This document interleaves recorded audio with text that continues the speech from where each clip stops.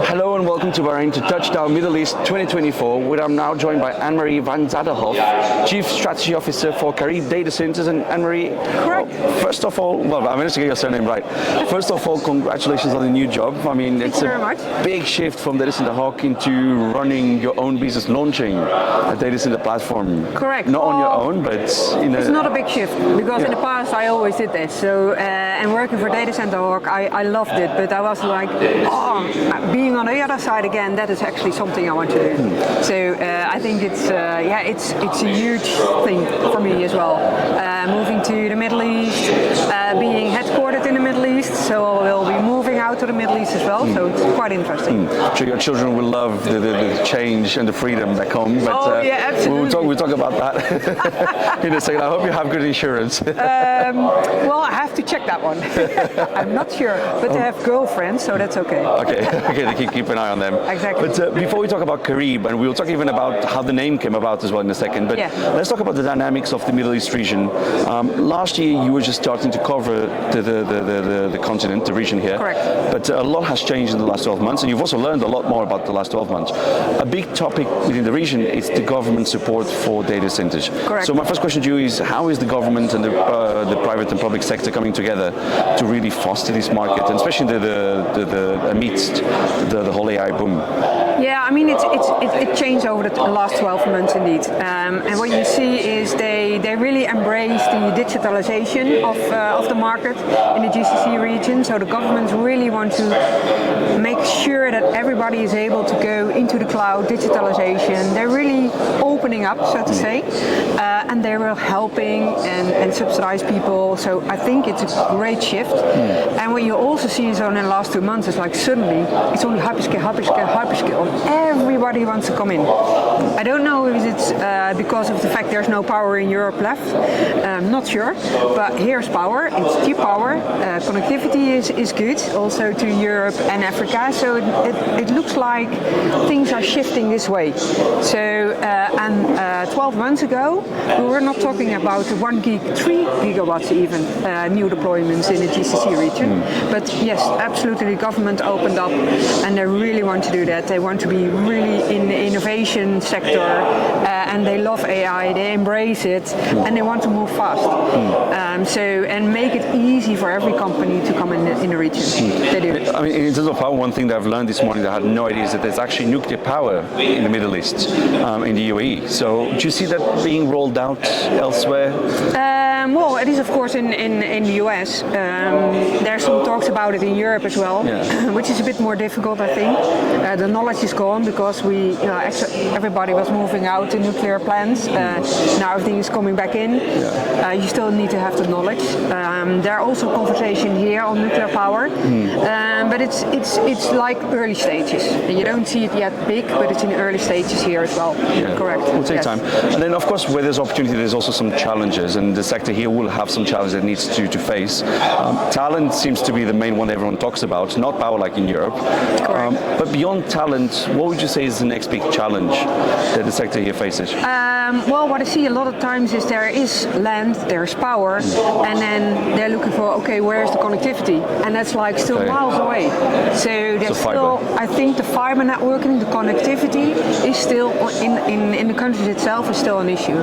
To have enough connectivity, and maybe there's one, but you always want to have more, because we are used to neutrality in Europe and also in the US, and that is still not open here, but that will be a big challenge here as well. And to have really enough connectivity to your data centers in the future. So there will be a lot of digging in this region as well. And putting under the sea as well. In terms of landing ports, what would you say, especially for our global viewers, where would you say are the main landing stations for subsea cables that are coming in the future? So I guess Oman is a big one, UAE will be a big one, Saudi is probably creating something somewhere. Saudi is creating big ones, so it's mainly Saudi and it's Oman, really big, but even in Bahrain there are some good landing stations as well, and Bahrain is the most open one.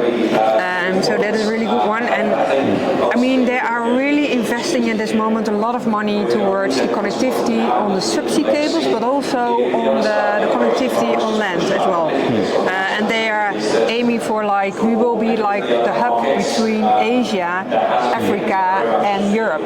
And that is really what they're aiming for. So there will be much more, I think, than it's envisioned now for subsea cables and landing stations. It's a big strategic location, and it's the center of a perfect AI storm with everything that's coming. But and then I guess adding to that AI storm, then it's Qareeb data centers. So I mean, first talk us through how did the idea come about, and what does the name mean? What does Qareeb mean? Well, Qareeb is the Arabic name for proximity. Okay. So close to the end users. So yeah, makes edge. sense. So you are an edge operator, yeah. Yes, exactly. So and we will starting off with an edge data center company, edge co-location data center company, because everybody's talking about AI, big machine learnings, gigawatts, whatever. But then in the end, it's like the AI inference and using of the application for high speed and real-time decision making.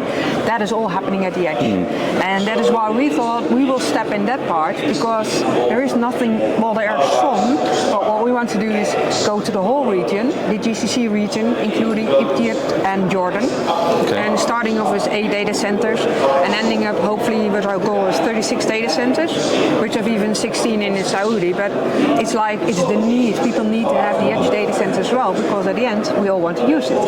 It's nice that that's a lot of learning happening, but at the end the business and we as a user want to use it. So we said, okay, it feels like we go back 15 years ago when we started in Europe, and it's like now, okay, what are you going to do? Marketplace, ecosystem, it's all of that, what we're going to do. And so the smaller data centers, not 20, 40, whatever, one-digit data centers in the region. I guess here there's the benefit of there isn't a lot of, I forgot the word, it's not concurrence, it's competition, sorry. There's not a lot of competition, my brain is just going after 2 days of conference. I understand there's not a lot of competition, and there's also not a lot of legacy infrastructure, so things are really the latest high-tech technology. Correct, and that is a bit different from in Europe. In Europe, if you started an edge data center company, like Enlighten is there now, and Atlas Edge, you have like existing data centers of banks or whatever you can buy and retrofit, and then you have a new data center. Here it's different. So there are some, but to retrofit them is very difficult. So it will be mainly new builds, and so that will take a little bit longer. But there is nothing, and as you said, competition is also not there yet. There are competition on edge and co-location data centers in country. So there's one in Saudi, there's one in UAE.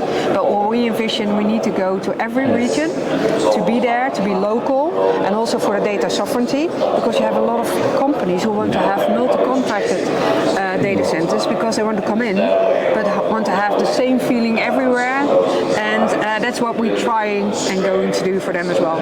Okay, and then the question that people usually don't like to talk too much about, how much capital are you putting on the grounds, and who's funding it, who's behind you? Yeah, I mean that is a big question at the moment. I think everybody has on Qareeb, and I'm sorry to say, but I'm not able to speak about it yet. So I think everybody has to including who's funding. Sorry? Including who's funding. Yes, correct. Okay. Correct. Yes. So I think everybody has to wait until early next year. But I can't talk about it at the moment now. Okay. Well, but big plans will come. Well, I won't try to guess and throw some names on the table, but I will have a poker face. It's regional cash. It's regional money. Yes, it's regional. Okay. Yes, so, that's what we want to. Yeah, regional money. Correct. I think we can come up to 5 shortlisted at least very quickly. I think we can come up to 5 shortlisted very quickly. There you go. Well, you can try. But we won't play the game. I don't have enough voice to play the game at the moment. Good. But and I won't say anything. So that in terms of timeline, so going from 8 data centers to those 36, what is the timeline? So the timeline means that we want to have 4 to 8 data centers next year, this time. And then we envision to have like 36 at the end of 5 years' time. So that is our timeline to grow into all those data centers. And that's by partnerships. That is the most easy one, and JVs with telco companies, with other companies. So that is our aim, and that will be like we lease capacity, we build capacity. It's a mixture of everything. Okay. And what other plans has the company got that we have not asked you about? What more secret sauce else have you got to share in terms of what's planned? And it can be in the region, outside of the region? The plans. I mean, I think what you will see is that because we are headquartered in Bahrain, we will start in Bahrain. So that is our goal, and that we envision that will happen. And we specifically started, by the way, in here in Bahrain because it's easy to do business with all the countries from our Bahrain. And for the rest, you have to see it in a later stage, and we will be very simple. So we only will do space power cooling. We want to have a lot of partnerships because I think those are extremely important to have. Because together with them, I think you understand the local governments, you understand the localization, what you need in every country. Also, data sovereignty is very important.